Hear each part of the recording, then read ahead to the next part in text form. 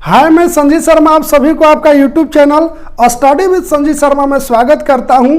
आज हम लोग प्राचीन इतिहास के बारे में पढ़ेंगे। तो पहले मैं आपको बता चुका हूं कि मेरे द्वारा प्राचीन इतिहास में बौद्ध धर्म, जैन धर्म, वैदिक काल, हड़प्पा सभ्यता, मौर्य काल और गुप्त काल पढ़ाया जाएगा, जो कंपैरिजन दृष्टिकोण से बहुत ही महत्वपूर्ण है।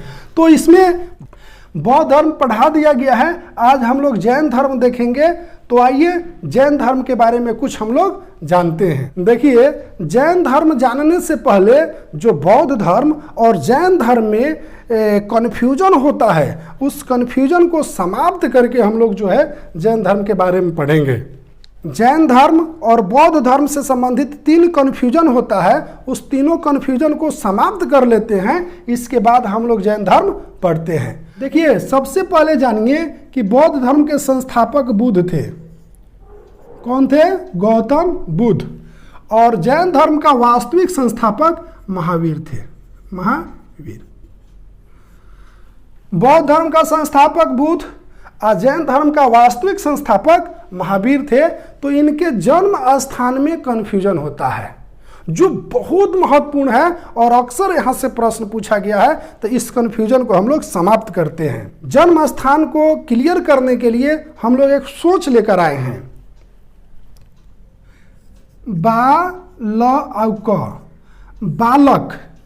बालक के पास जो दिमाग होता है, माइंड होता है, वो वैकुम होता है। बालक के पास दिमाग क्या होता है? वैकुम होता है। हम लोग एक सोचना है कि बालक के पास दिमाग वैकुम होता है, मीन्स खाली होता है। ये तो याद रहेगा। बालक के पास दिमाग वैकुम रहता है। यहीं से हम लोग का जो कन्फ्यूजन होता है वो समाप्त हो जाएगा। अब देखिए कैसे होगा।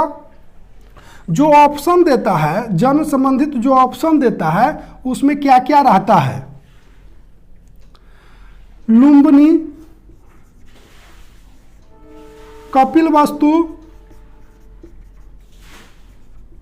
ये जब ऑप्शन देता है तो लुम्बिनी, कपिलवस्तु, कुंडग्राम, वैशाली सारा मिक्स हो जाता है, माइंड काम नहीं करता है। इसीलिए मैं एक सोच लेकर आया हूं कि बालक के पास दिमाग जो होता है वैकुम होता है। थोड़ा सा ध्यान दीजिएगा। बालक बुद्ध से संबंधित है, बालक बुद्ध से संबंधित है, उसी प्रकार से वैकुम महावीर से संबंधित होगा। तो ब4 हो गया बुद्ध। थोड़ा ध्यान दीजिएगा। ब4 हो गया बुद्ध, उसी प्रकार से म4 हो गया महावीर। म4 महावीर। तब बुद्ध का जन्म कहाँ हुआ था? लुम्बिनी में हुआ था। कहाँ हुआ था? ल4 लुम्बिनी। जब लुम्बिनी ऑप्शन नहीं देगा तब हम लोग मारेंगे बालक कपिलवस्तु। जब लुम्बिनी ऑप्शन नहीं देगा तब कपिलवस्तु। यदि आपको दोनों ऑप्शन दे देता है, लुम्बिनी और कपिलवस्तु, तो क्या कीजिएगा? देखिए, ल नजदीक है, ब के नजदीक ल है, इसलिए लुम्बिनी होगा। ब के नजदीक ल है, इसलिए लुम्बिनी होगा। जब लुम्बिनी ऑप्शन में नहीं देगा तब कपिलवस्तु मारेंगे। और जब दोनों देगा, लुम्बिनी और कपिलवस्तु, तब ब के नजदीक ल है, इसलिए लुम्बिनी होगा। यानी बालक किससे संबंधित है? बुद्ध से।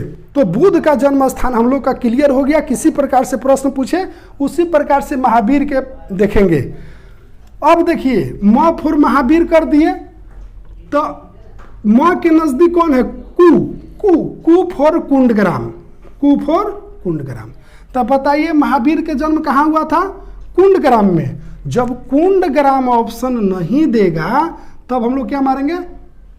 वैशाली। कहे कि म से दूर न है। जब कुंडग्राम नहीं देगा तब वैशाली मारेंगे, तब वैशाली। यदि आपको दोनों दे देता है, वैशाली और कुंडग्राम, तो आइए, मां के नजदीक क्या हूं, तो इसलिए इसका आंसर होगा कुंडग्राम।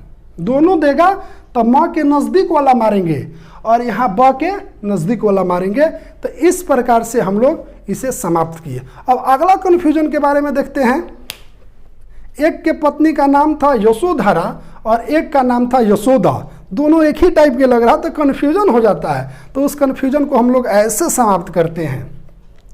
देखिए, हम लोग ऐसे भी देखे हैं कि अगर पुरुष का हाइट ज़्यादा है, जिस पुरुष का हाइट बहुत ज़्यादा है उसकी पत्नी का हाइट थोड़ा सा कम है, या जिसकी पत्नी का हाइट बहुत ज़्यादा है उसका पुरुष के हाइट कम रहता है, माने विपरीत रहता है। हस्बैंड वाइफ के लेंथ जो है थोड़ा विपरीत रहता है, अक्सर ऐसा देखने को मिलता है। तो आइए महावीर और बुध। तो देखिए बुध जो है थोड़ा सा छोटा लग रहा है और महावीर जो है थोड़ा सा बड़ा लग रहा है। तो ये बड़ा है यानी लंबा है तो इनका पत्नी क्या होगी, छोटी।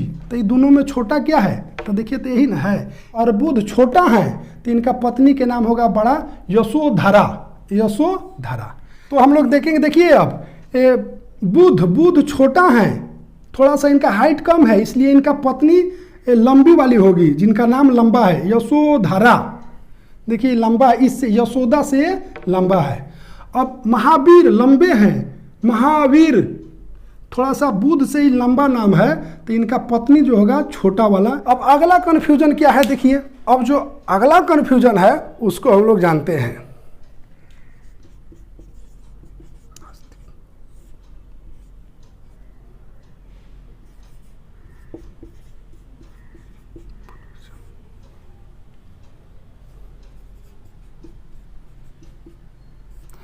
अब देखिए यहाँ एक कन्फ्यूजन होता है।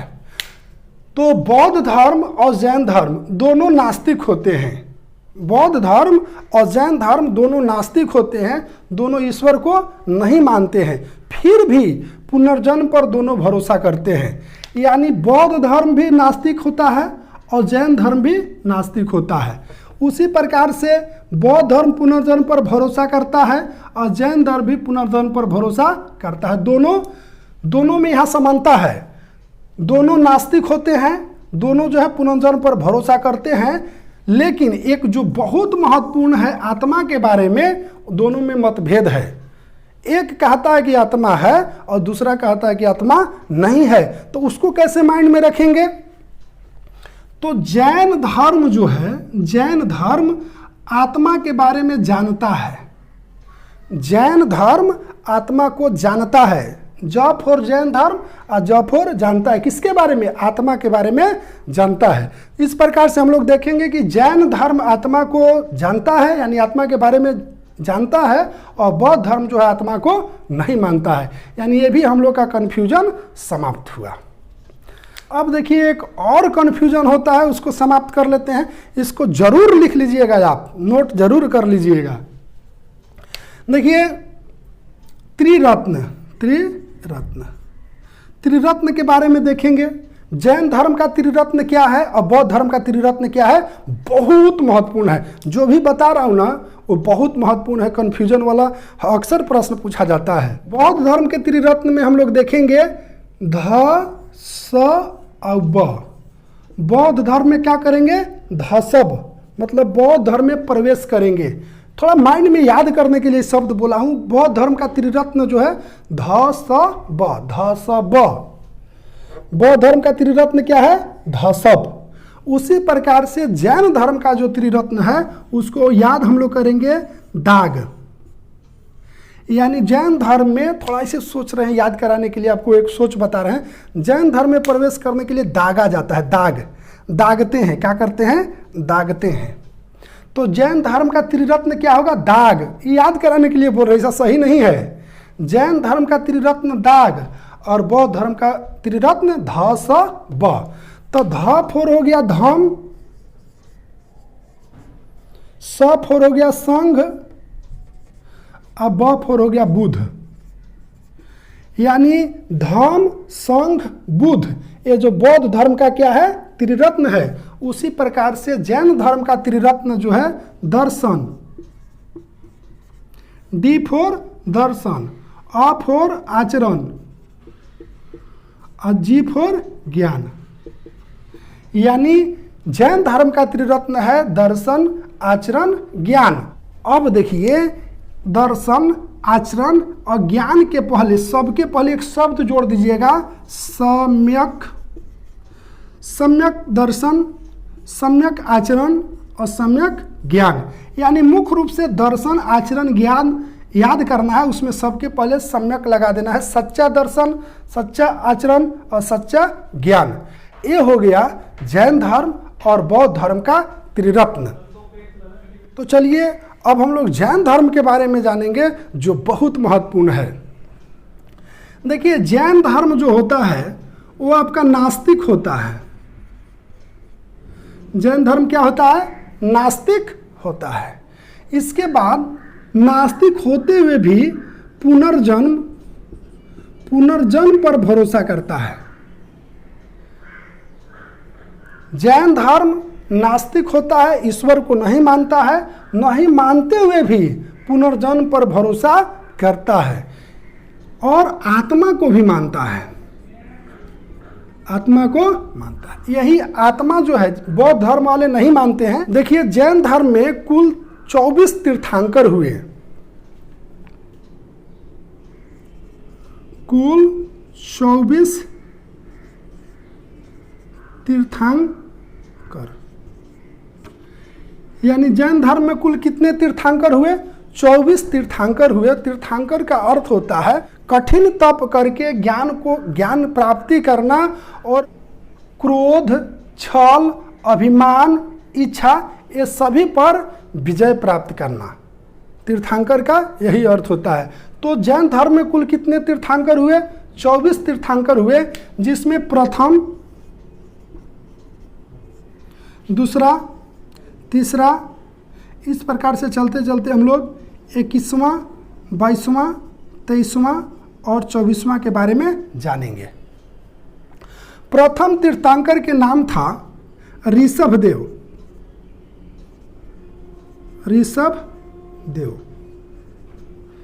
दूसरा हुए अजितनाथ।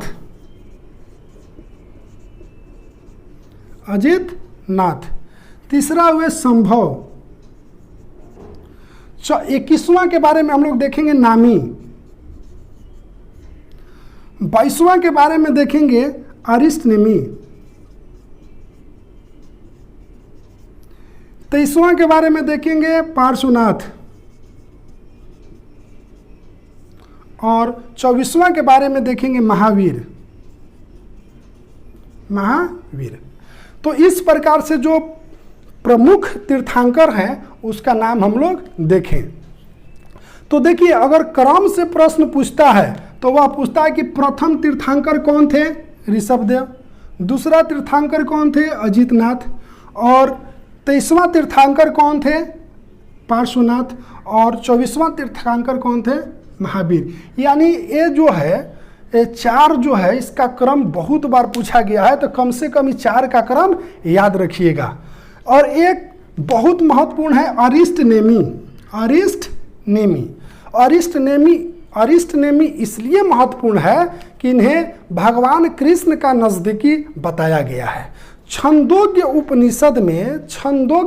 उपनिषद में अरिष्टनेमी को भगवान कृष्ण का नज़दीकी बताया गया है, जिसके कारण ये बहुत महत्वपूर्ण है। जैन धर्म अपना आध्यात्मिक ज्ञान सांख्य दर्शन से लिया है।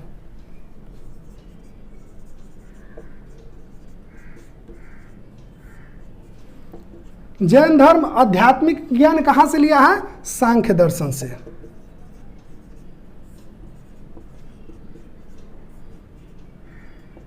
यानी पूछता है कि जैन धर्म अपना आध्यात्मिक ज्ञान कहां से लिया है? सांख्य दर्शन से लिया है। जैन धर्म में कुल कितने तीर्थंकर हुए? 24 तीर्थंकर हुए।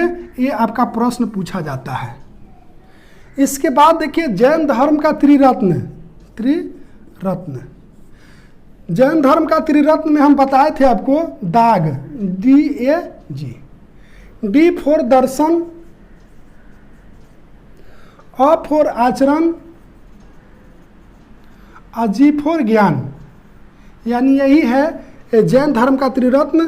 तो इस सब का पहले जो है लगा देंगे हम लोग सम्यक दर्शन, सम्यक आचरण और सम्यक ज्ञान। यही है आपका जैन धर्म का त्रिरत्न।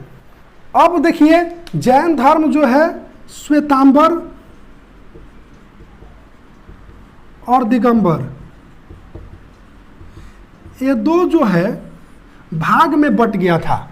जैन धर्म जो है श्वेतांबर और दिगंबर 2 भागों में बटा हुआ है, जिसके बारे में हम लोग अभी पढ़ेंगे। तो आइए आगे देखते हैं। तो अब कुल और वंश यहां से प्रश्न पूछा जाता है, जो बहुत महत्वपूर्ण है, अक्सर यहां से प्रश्न पूछा गया है, तो उसको पहले एक बार देख लेते हैं। तो इनका कुल कभी कभी पूछ देता है कि किस वंश के थे, किस कुल से थे, तो कम से कम इसको आपको याद रखना है। पार्श्वनाथ जो थे ये 23वें तीर्थकर थे, जो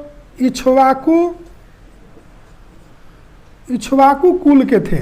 यानी आपसे पूछ देगा कि पार्श्वनाथ किस कुल से थे, इक्ष्वाकु कुल से थे। इनके बारे में अभी मैं पढ़ाऊंगा। महावीर जो हैं किस कुल से थे, ज्ञात्रिक कुल से थे, ज्ञात्रिक कुल। यानी महावीर किस कुल से थे, ज्ञात्रिक कुल। ये महावीर के माता, ये तो हो गए पिता, और महावीर के माता। तो महावीर के माता जो हैं वो बहुत महत्वपूर्ण है, लिच्छवी कुल के थी, जो चेटक की बहन थी। लिच्छवी कुल, लिच्छवी कुल। तो बताइए पार्श्वनाथ किस कुल से थे, इक्ष्वाकु कुल से। महावीर किस कुल से थे, ज्ञात्रिक कुल से, यानी उनके पिता हो गए ज्ञात्रिक कुल से। त्रिशाला जो है महावीर की माता थी, जो लिच्छवी कुल के थी, बहुत बहुत महत्वपूर्ण है, चेटक की बहन थी।